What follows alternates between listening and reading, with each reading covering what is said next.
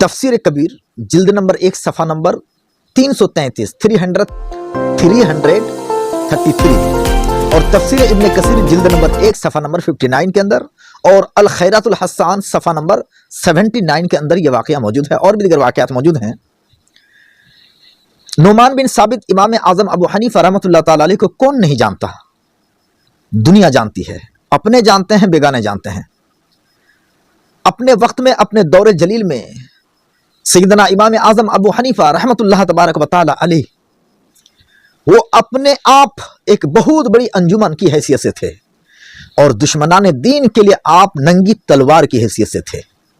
آپ اکیلے ہی ایک پورا دستہ تھے، آپ اکیلے ہی مکمل منظم فوج کی حیثیت رکھتے تھے، اور دشمنان اسلام کو نکو چنے چبانے کے لیے آپ اکیلے کافی تھے۔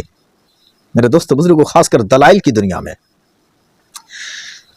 جہاں امام اعظم رحمۃ اللہ تعالی علیہ دشمنان دین کے خلاف ایک بہت بڑا ہتھیار تھے، وہیں پہ آپ کو دنیا کے صفائے ہستی سے مٹا دینے کے لیے آپ کے دشمنوں کی تعداد بھی کم نہ تھی۔ آئے دن موقع شناس لوگ موقع کی تلاش میں رہتے تھے کہ کسی طرح امام اعظم کو صفائے ہستی سے مٹا دیا جائے، مگر جس کو اللہ بچائے اسے مار کون سکتا ہے؟ آئے دن امام سے سوالات تو ہوتے رہتے تھے، خاص کر کے وجود باری پر تو بے شمار سوالات آپ کے ہوتے تھے، اور خاص کر کے دہریوں کی طرف سے امام اعظم کو اللہ کے ہونے وجود باری پر سوالات ہوتے رہتے تھے۔ ایک بار ایک بہت بڑی ٹیم منظم ہو کر کے امام اعظم کے بارگاہ میں آئی۔ دہریہ کی اس مشکل اور منظم ٹیم نے پوچھا، اے نعمان بن ثابت، آپ اللہ کو مانتے ہیں کہ اللہ ہے، اللہ کا وجود ہے، اللہ موجود ہے، آپ مانتے ہیں؟ تو اس پر آپ کیا دلیل پیش کریں گے؟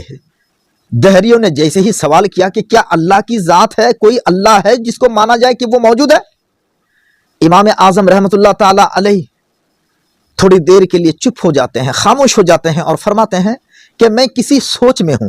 کچھ لوگوں نے مجھے کہا کہ ساحل سمندر پر، سطح سمندر پر ایک کشتی ہے، اور سامان تجارت سے وہ کشتی لدی ہوئی ہے، اور اس کے اوپر بہت سارے لوگ سوار بھی ہیں، اور کشتی اپنی طرف روا دبا ہے، اپنی منزل کی طرف، مگر اس پہ کوئی کشتی بان نہیں ہے، کوئی ملا نہیں ہے، کوئی ناخدا نہیں ہے جو کشتی کو لے کر کے چلے اور کشتی کا رخ موڑے، کدھر جانا ہے ادھر لے جائے، کدھر نہیں لے جانا ہے کشتی کو روکے، کوئی ایسا ملا موجود نہیں۔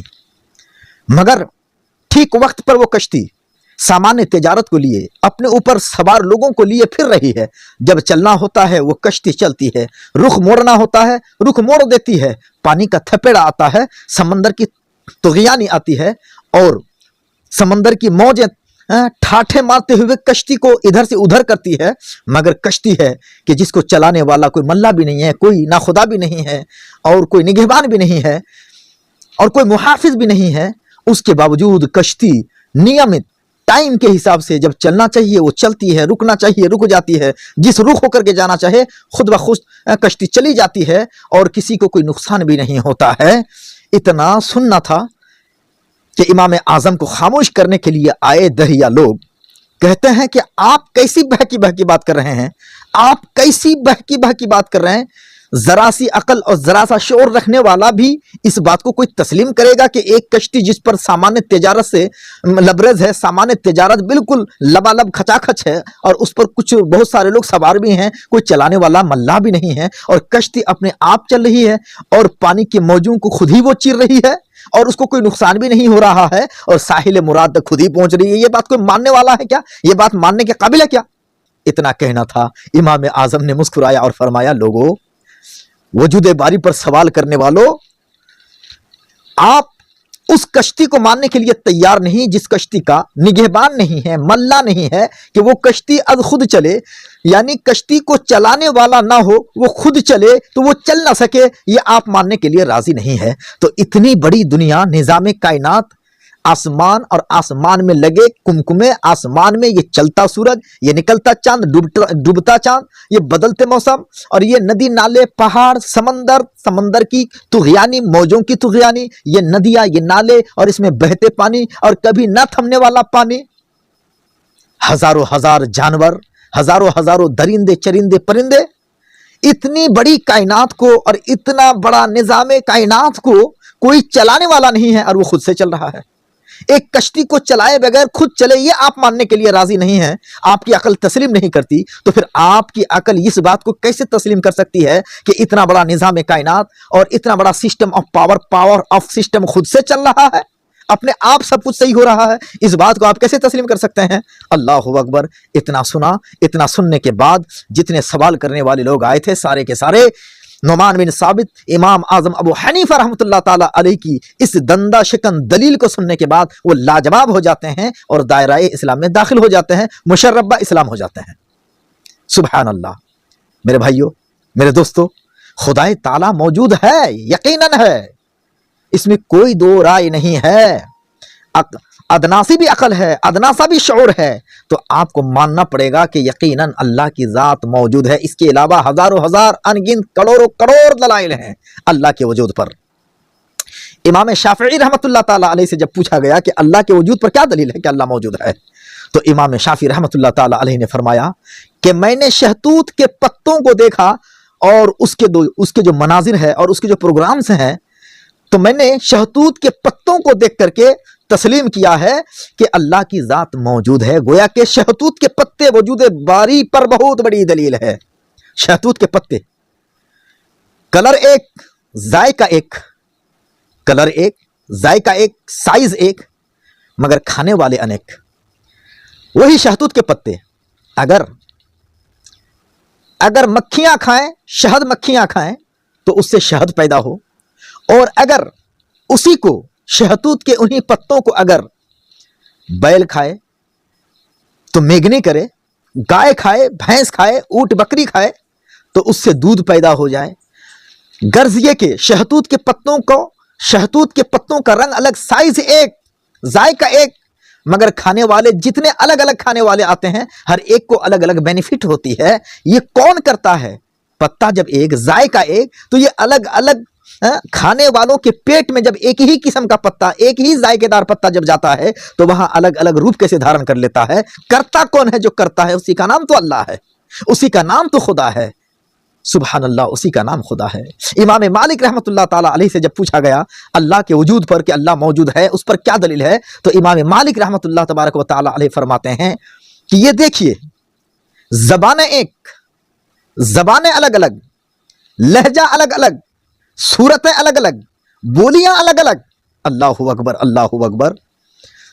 ایک ہی انسان ہے، یعنی حیوان ناطق سب کوئی ہے، مگر کیا بات ہے کہ سب کوئی حیوان ناطق ہونے کے باوجود، ہر کوئی حیوان ناطق ہونے کے باوجود ان کے بولنے کا لہجہ الگ ہے، لینگویج الگ ہے، ان کی زبانیں الگ ہے۔ یہ الگ الگ زبان، الگ الگ صورتیں، الگ الگ لہجہ، یہ دلالت کر رہے ہیں اس بات پر کہ کوئی تو ہے کہ ایک ہی ذات کے کروڑوں کروڑ، ارب و ارب افراد کی زبان میں الگ الگ لہجہ پیدا کر دیتا ہے، الگ الگ شکلیں پیدا کر دیتا ہے، الگ الگ زبانیں پیدا کر دیتا ہے۔ اسی خلا کے لسان اور اسی خلا کے لہجہ کا نام اللہ کی ذات ہے۔ اس لیے کہتے ہیں کہ اللہ موجود، اللہ موجود ہے۔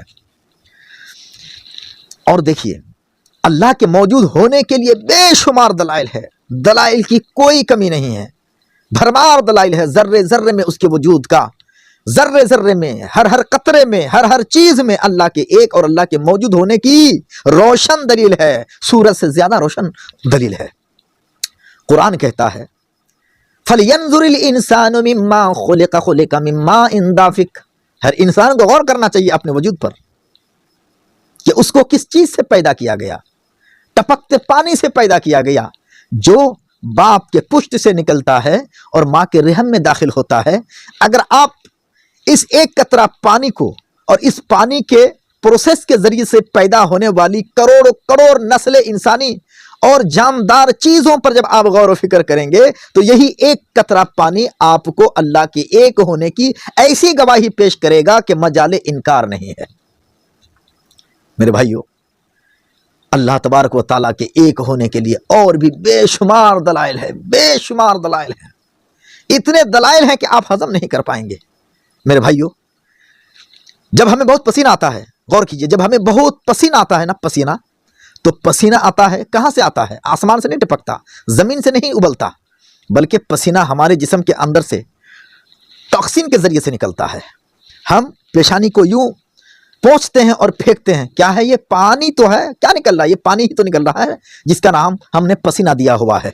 बहुत गर्मी लग रही है, या हम खेल रहे हैं, या जिम में गए हुए हैं, उछल कूद कर रहे हैं, तो हमारे जिस्म से पसीना निकलता है और वो पानी की शक्ल में बह जाता है ना? तो कहाँ से? तो आपको मानना पड़ेगा क्या कि छोटे छोटे सुराख हैं, उन सुराखों के जरिए से जिस्म अपने अंदर से बुखार को निकालता है, जो पानी की शक्ल में निकलकर बह टपकता है। मगर जब आप मान रहे हैं कि ये जो निकल रहा है जरूर सुराख है, वरना निकलेगा कैसे?